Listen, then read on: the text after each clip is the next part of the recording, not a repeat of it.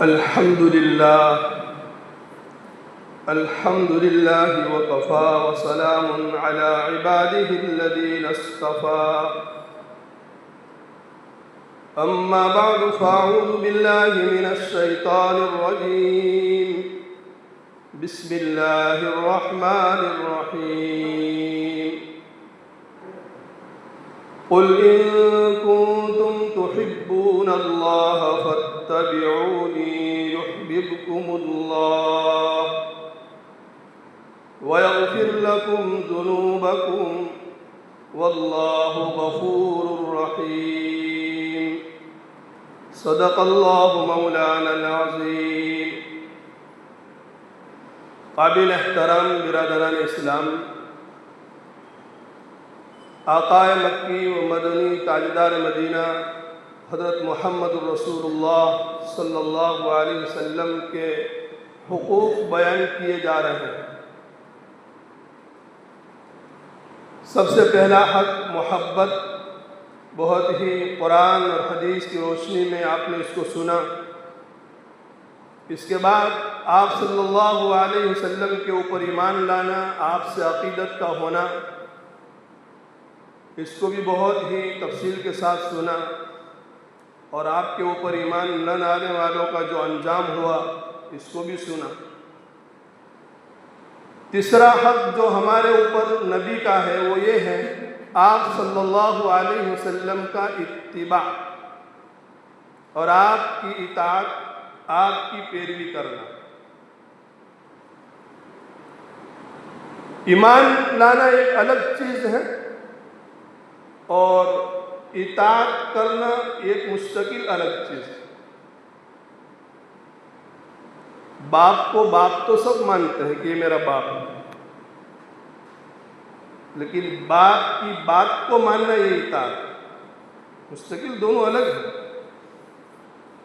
نبی کو ہر کوئی مانتا ہے کہ محمد صلی اللہ علیہ وسلم اللہ کے سچے رسول ہیں، آپ نبی برحق ہیں، ہم سب کا ایمان ہم مانتے ہیں،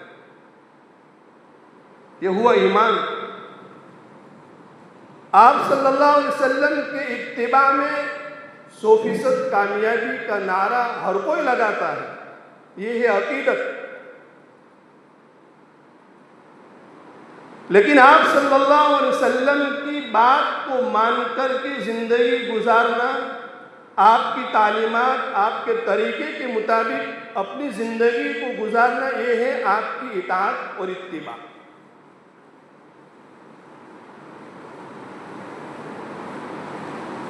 محبت بھی ہے، عقیدت بھی ہے، لیکن اطاعت نہیں ہے تو یہ ناکافی ہے، نامکمل ہے۔ اس دور میں ہماری اور کائنات میں بسنے والے ہر مسلمان کی نجات کا ایک ہی راستہ ہے، اتباع محمدی صلی اللہ علیہ وسلم۔ ذرا کہو تو صحیح ہے، صلی اللہ علیہ وسلم تو کہو۔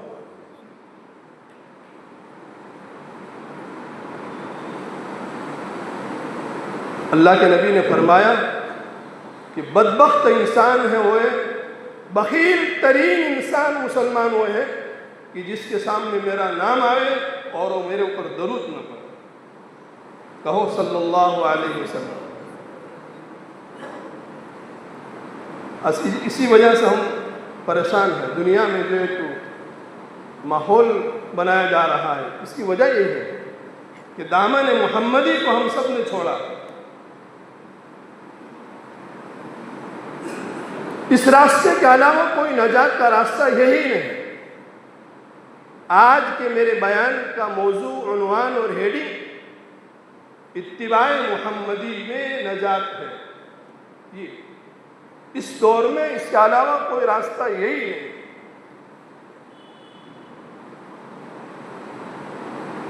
بہت وسیع مضمون ہے، بہت وسیع۔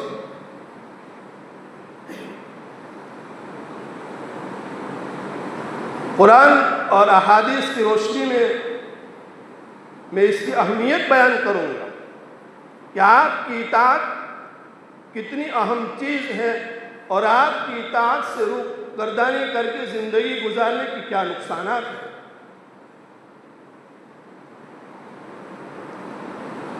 آقا صلی اللہ علیہ وسلم کی بعثت کے بعد اور قرآن کے نزول کے بعد قیامت تک آپ صلی اللہ علیہ وسلم کی شریعت چلے گی، اس کے علاوہ کسی بھی نبی کی کوئی شریعت نہیں چل سکتی۔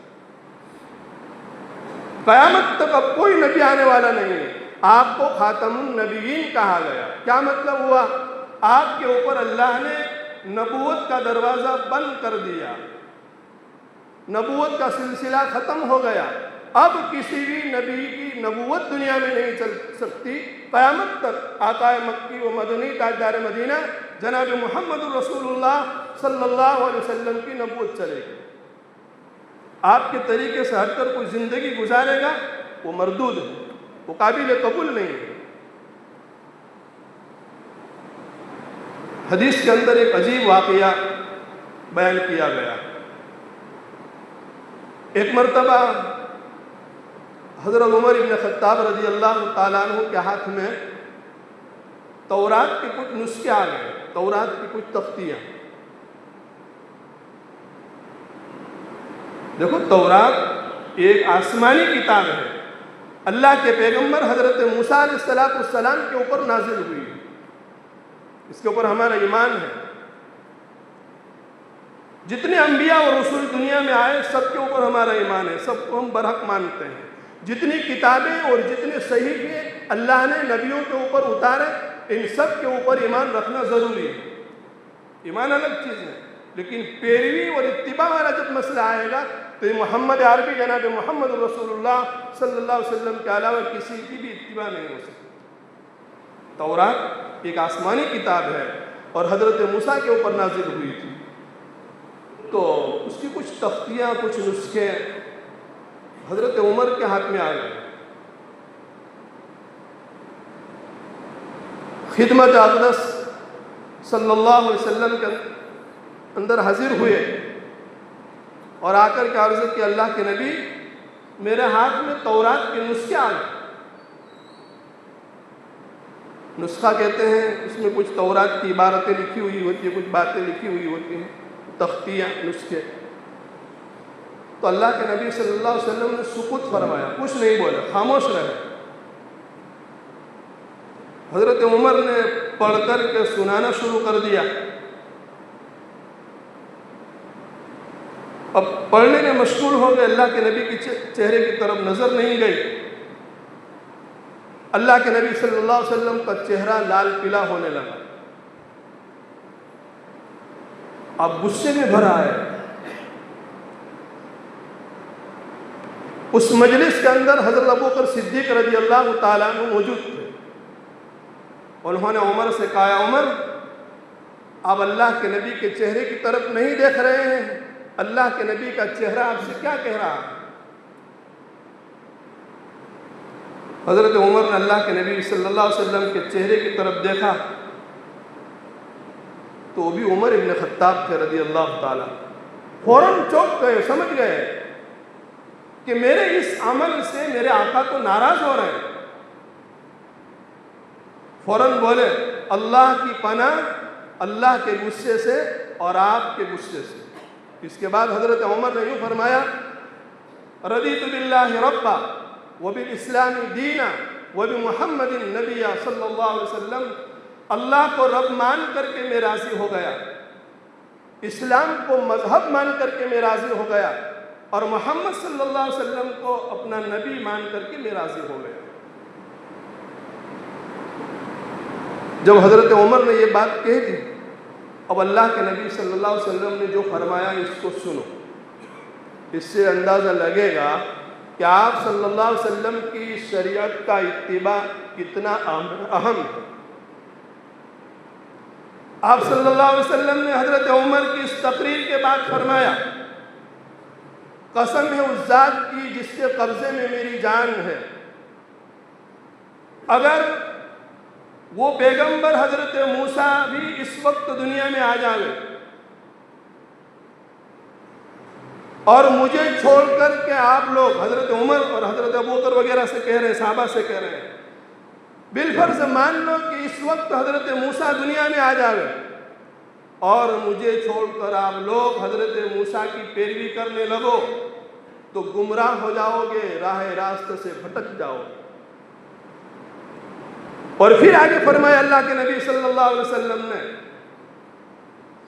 اگر اللہ کے پیغمبر حضرت موسیٰ زندہ ہوتے اور میری نبوت کا زمانہ وہ پاتے تو وہ بھی میری شریعت کا اتباع کرتے، میری پیروی کرتے، اس لیے کہ میں خاتم النبیین ہوں اور میری نبوت کے بعد کسی کی نبوت نہیں چلتی ہے، قیامت تک آقا صلی اللہ علیہ وسلم کی نبوت چلے۔ آج میں کچھ حدیث کی روشنی میں اس کی اہمیت بیان کروں اور پھر اطاعت۔ حدیث میں آتا ہے کہ اللہ کے نبی صلی اللہ علیہ وسلم کے صحابہ میں سے تین صحابہ، حدیث میں ان کے نام نہیں بیان کیے گئے ہیں، اتنا بیان کیا گیا ہے کہ صحابہ میں سے 3 شخص اللہ کے نبی صلی اللہ علیہ وسلم کی ازواج کے پاس حاضر ہوئے، آپ صلی اللہ علیہ وسلم کی عبادات کے بارے میں معلوم کرنے کے لیے کہ رات دن کے آپ کے معمولات کیا تھے، آپ کی عبادتیں کیا تھی، آپ کی نمازیں کیا تھی۔ تو حاضر ہو کر کے انہوں نے معلوم کیا، ازواج میں سے کسی زوجہ محترمہ نے بتایا اللہ کے نبی صلی اللہ علیہ وسلم کی جو عبادت اور جو معمولات تھے۔ تو یہ سن کر کہ ان تینوں صحابہ نے اپنے خیال میں اس کو بہت کم سمجھا۔ اصل میں انہوں نے یہ سوچا تھا، اپنی غلط فہمی یہ تھی کہ اللہ کی رضا حاصل کرنے کے لیے اور آخرت میں نجات پانے کے لیے دنیا سے اور دنیا کی ساری لذتوں سے الگ ہو کر کے ہماتن عبادت میں مشغول رہنا ضروری ہے۔ تو اپنے خیال کے مطابق انہوں نے یہ سوچا تھا کہ محمد صلی اللہ علیہ وسلم اللہ کے نبی ہیں، اس سے ان کا حال تو یہی ہوگا کہ ہر وقت عبادت میں لگے ہوئے ہوں گے۔ لیکن جب جا کر کے معلوم کیا تو اس کے برخلاف معلوم ہوا، تو انہوں نے اپنے خیال کے مطابق ان کو کم سمجھا اور پھر اپنے ہی اعتبار سے انہوں نے یوں کہا کہ یہ تو اللہ کے نبی ہے، بخشے بخشائے ہوئے ہیں، معصوم ہیں، اللہ نے ان کے اگلے پچھلے سارے گناہ معاف کر دیے ہیں، جنت کے اعلیٰ مقامات ان کے لیے ہیں، ان کا اور ہمارا تو کوئی تقابل نہیں ہو سکتا ہے۔ اگر یہ اللہ کے نبی ہر وقت عبادت میں مشغول نہ رہے تو کوئی بات نہیں، لیکن ہم گنہگار ہیں، ہم کو تو ہر وقت عبادت کی ضرورت ہے۔ یہ سمجھ کر ان تینوں صحابہ نے، ایک نے کہا کہ میں ہمیشہ رات کو جاگوں گا، کبھی بھی سوؤں گا نہیں، پوری رات جاگ کر کے عبادت میں لگا دوں گا۔ دوسرے نے کہا کہ میں ہمیشہ روزہ رکھوں گا، کبھی بھی افطار نہیں کروں گا، کبھی بھی روزے کے بغیر نہیں رہوں گا۔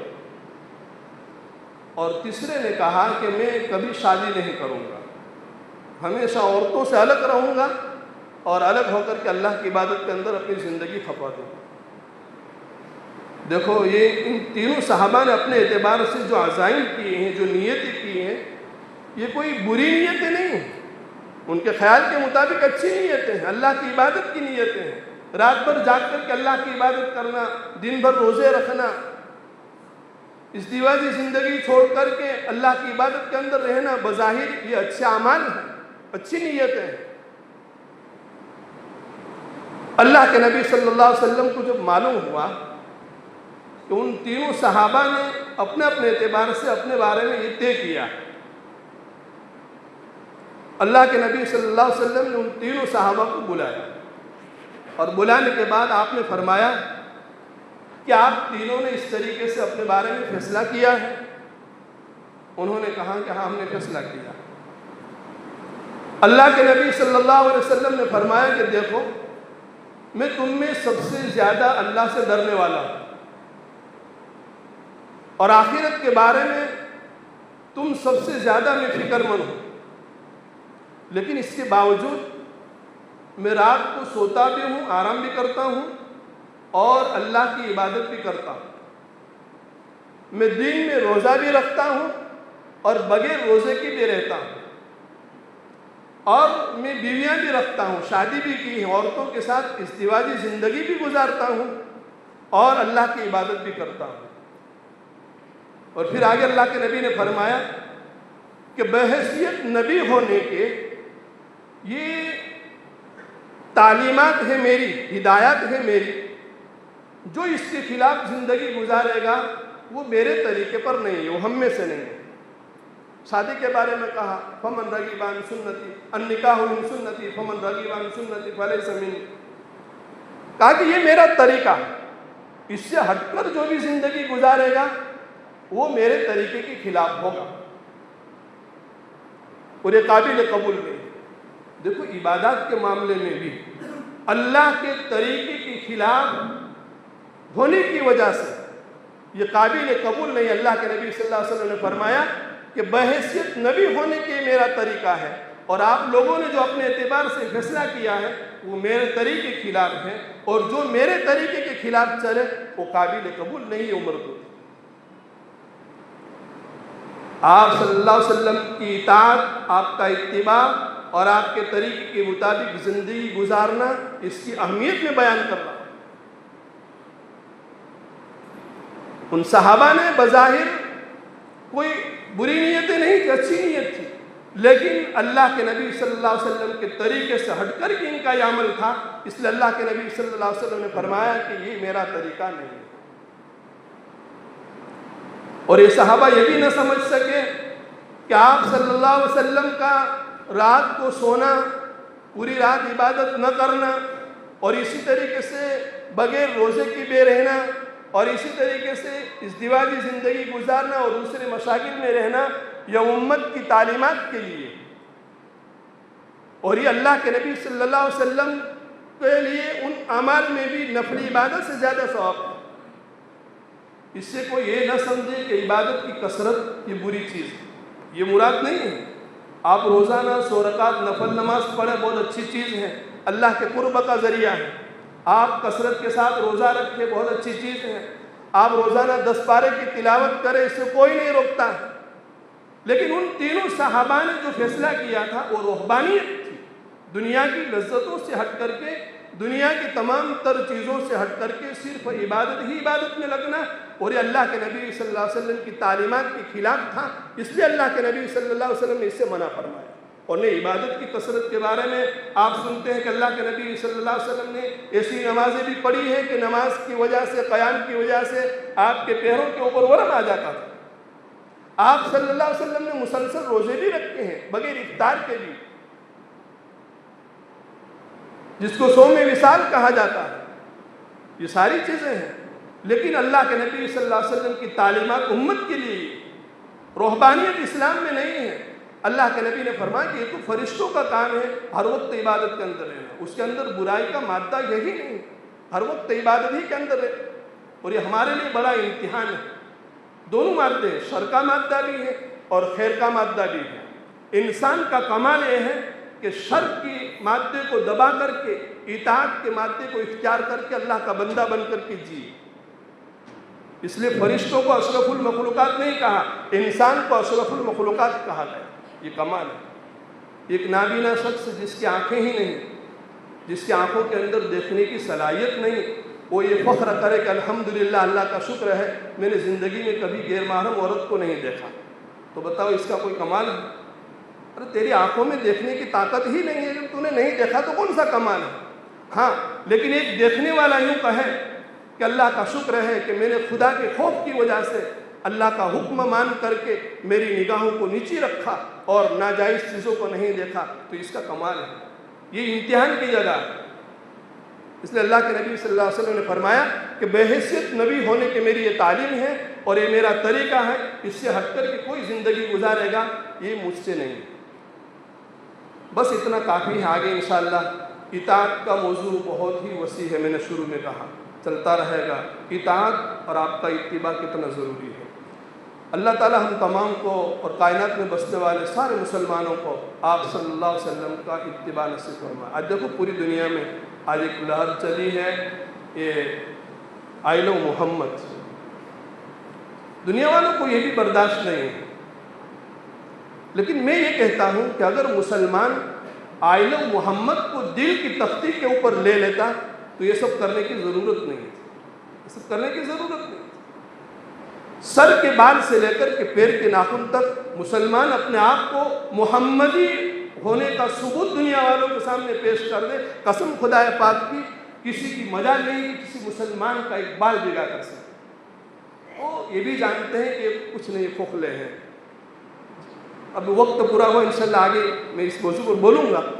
وہ دیکھتے ہیں کہ ان کے سر سے لے کر ان کے پیر تک ان کے نبی کا کوئی طریقہ ہمیں نظر نہیں آتا ہے، اور یہ کہتا ہے آئی لو محمد۔ وہ بھی جانتے ہیں کہ کچھ ہونے والا نہیں اس سے، لیکن بہرحال قابل قدر ہے ایمان والے کہ ابھی دل کے اندر ایمانی حرارت موجود ہے، ہاں، کہ اللہ کے نبی صلی اللہ علیہ وسلم کی شان اقدس میں گستاخی ہو، کہ دنیا کو کوئی کیسا بھی کمتر انسان ہو یہ اس کو برداشت نہیں کرے۔ یہ ہمارا ایمان کا تقاضا ہے، ہمارا ایمان کا تقاضا ہے۔ بیت المال سے ایک اعلان بھی آیا ہے کہ ایک تو یہ وقف کے متعلق، جیسا کہ میں نے گزشتہ جمعہ میں بھی کہا تھا کہ یہ مسائل چل ہی رہے ہیں، اس کے سلسلے میں احتجاج ہو رہے ہیں، حکومت کے سامنے ہم اس کے خلاف آواز اٹھاتے ہیں کہ یہ چیز ہمیں پسند نہیں ہے، یہ اسلام اور شریعت کے خلاف ہے، اس لیے کبھی بھی ہم اس کو برداشت نہیں کریں گے۔ تو اس کے احتجاج مختلف شکلوں سے ہو رہے ہیں۔ دونوں چیزیں اس وقت ہیں، اللہ کے نبی صلی اللہ علیہ وسلم کی شان اقدس میں بار بار گستاخی بھی ہو رہی ہے، اور اسی طریقے سے یہ وقفہ کا بھی مسئلہ ہے۔ تو احتجاج کی ایک شکل یہ بھی ہے کہ اپنے کاروبار کو بند کر کے، اپنے کام کاج کو بند کر کے مسلمان اس چیز کا ثبوت پیش کرے کہ ہم اس چیز سے ناراض ہیں، یہ نہیں ہونا چاہیے۔ تو مسلم پرسنل لاء بورڈ کی طرف سے ایک اعلان ہے، آئندہ جمعہ کو 3 تاریخ پڑے گی اکتوبر کو، 3 اکتوبر کو آئندہ جمعہ میں صبح سے لے کر کے جمعہ کی نماز تک ہر مسلمان اپنے سارے کام کاج کو، کاروبار کو بند رکھیں گے۔ بند رکھ کے کیا کریں گے؟ سڑکوں کے اوپر، چوراہوں کے اوپر جمع ہو کر کے پھریں گے، بیٹھیں گے، اٹھیں گے؟ نہیں نہیں نہیں، اس سے ہرگز کچھ ہونے والا نہیں ہے۔ یہ تو میں بار بار کہتا ہوں، یہ تو ایک ہمارا اخلاقی ایمانی فریضہ ہے جو ہم کرتے ہیں، ورنہ حقیقت جو ہے اس کو جب تک ہم نہیں اپنائیں گے وہاں تک کچھ ہونے والا نہیں۔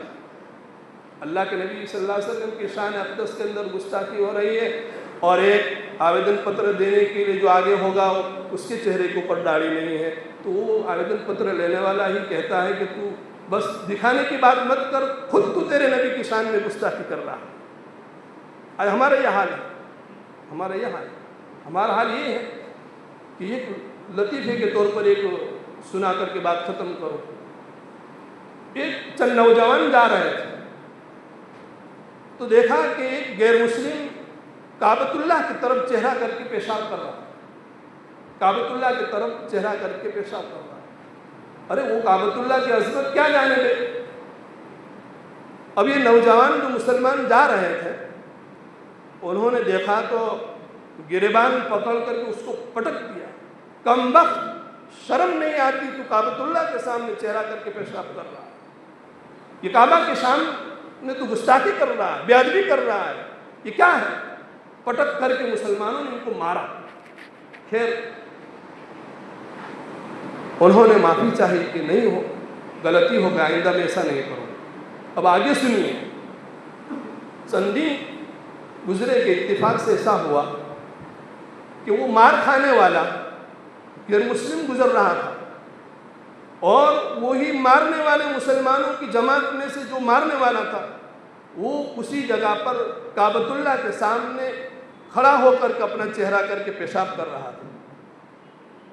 اس نے دیکھا کہ اچھا موقع ہے، یہ تو وہی ہے جس نے میرا گریبان پکڑ کر کے مجھے پٹکا تھا اور کہا تھا کہ شرم نہیں آتی ہے کعبۃ اللہ کے سامنے تو پیشاب کرتا ہے۔ کہا کہہ رہے بھائی تو کیا کر رہا ہے، تو نے تو مجھے مارا تھا اور آج تو کعبۃ اللہ کے سامنے پیشاب کرتا ہے۔ تو اس مسلمان نوجوان کا کیا جواب ہے؟ اس نے کہا کہ کعبہ تیرے باپ کا ہے۔ اس نے کہا کہ مسلمان نے کہا کہ کعبہ تیرے باپ کا ہے، وہ تو ہمارے باپ کا ہے، ہم جو چاہے کریں۔ میرے بزرگ اور دوستو، یہ ہمارا آج یہ حال ہے گستاخی کرنے والے تو وہ تو گستاخ ہی ہیں. وہ آقا مکی و مدنی تاجدار مدینہ جناب محمد رسول اللہ صلی اللہ علیہ وسلم کی عظمت کو کیا جانے, وہ آپ کے مقام اور مرتبے کو کیا جانے, لیکن میں اور آپ تو جانتے ہیں کہ ہمارے آقا کا مقام کیا ہے اور ہمارے آقا کی تعلیمات کیا ہے, ہمارے آقا کے طریقے کیا ہے, ہمارے آقا کی سنتیں کیا, ہم تو جانتے ہیں. اسی لیے انشاءاللہ آئندہ اسی موضوع کو آگے بڑھاتے ہوئے اللہ کے نبی صلی اللہ علیہ وسلم کے طریقے کے مطابق زندگی گزارنے کے فوائد کو بیان کروں گا. کہی ہوئی باتوں کے اوپر اللہ عمل کی توفیق عطا فرمائے. تو یہ آئندہ جمعہ کو صبح سے لے کر جمعہ تک سارے مسلمانوں سے یہ اپیل اور گزارش ہے کہ سارے اپنے اپنے کاروبار, کام کاج, دکانیں وغیرہ بند رکھیں گے. البتہ نوٹ کر کے یہ بات لکھی ہے کہ دوا کی جو دکان ہے, اسٹور وغیرہ, میڈیکل, وہ کھلے رکھ سکتے ہیں, اس لیے کہ بہت ہی اشد ضرورت کی چیز ہے. کبھی بیمار وغیرہ کو ضرورت پڑی تو دوا لے سکتے ہیں. کرنا کیا ہے اس کے اوپر میں کہہ رہا تھا کہ دکانیں, کاروبار وغیرہ بند کر کے, جمعہ کا دن ہے, جلدی سے جلدی فارغ ہو کر کپڑے اچھے پہن کر کے اللہ کی طرف رجوع ہو, مسجد میں جلدی پہنچے, سورہ کہف کی تلاوت کرے, آقا صلی اللہ علیہ وسلم کے اوپر درود شریف کی کثرت کرے. یہ عمل کرنے کے ہوتے ہیں, اس کے نتائج دنیا میں مرتب ہوں گے. ورنہ تو یہ تو ایک اخلاقی ایمانی فریضہ جو ہے ہو جائے گا, اس سے کوئی اثر ہونے والا نہیں ہے, وہ تو ہم کرنا ہے, اس سے کوئی انکار نہیں ہے. لیکن اصل کرنے کا کام جو یہ ہے, اللہ کے نبی صلی اللہ علیہ وسلم کے اوپر کثرت کے ساتھ ہم درود پڑھیں. اللہ پاک ہم تمام کو عمل کرنے کی توفیق عطا فرمائے. وآخر دعوانا الحمدللہ رب العالمین.